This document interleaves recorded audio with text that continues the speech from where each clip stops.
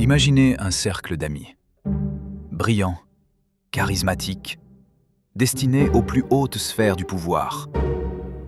Mais sous le vernis de l'élite britannique se cachait une trahison. Une trahison d'une ampleur inimaginable. Une trahison qui allait changer le cours de l'histoire. Nous sommes dans les années 1930, à l'université de Cambridge. L'Europe est au bord du gouffre. Le fascisme monte.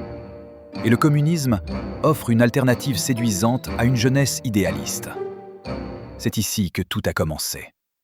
5 jeunes hommes, tous issus de l'aristocratie ou de la haute bourgeoisie. Kim Philby, Guy Burgess, Donald Maclean, Anthony Blunt, John Cairncross. Des esprits vifs, des personnalités complexes, unis par une conviction profonde. Le capitalisme est voué à l'échec. Le KGB, les services secrets soviétiques, n'auraient pu rêver de meilleurs recrues. Un par un, ils gravissent les échelons. Philby au MI6, le renseignement extérieur. Maclean au Foreign Office. Burgess et Blunt, influents dans les cercles diplomatiques et artistiques, avec des liens directs avec la famille royale.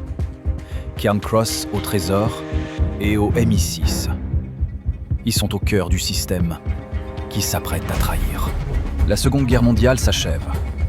La guerre froide commence. Pendant des décennies, ces hommes transmettent des milliers de documents classifiés à Moscou. Secrets nucléaires, plans de défense, identité d'agents. Le prix de leur idéologie, c'est la sécurité de leur propre nation. Les conséquences sont catastrophiques.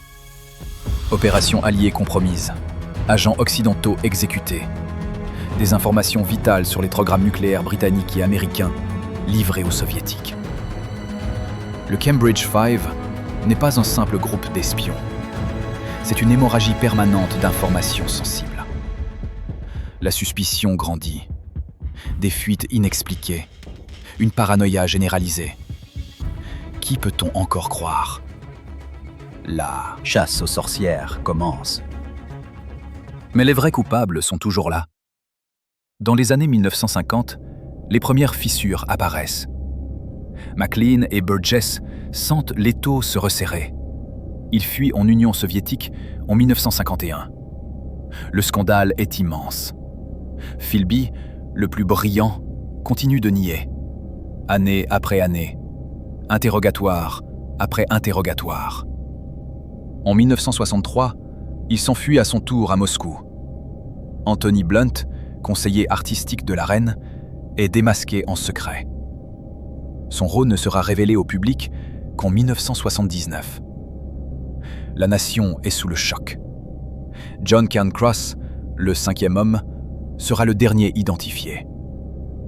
Le Cambridge Five reste l'une des plus grandes failles de sécurité de l'histoire britannique.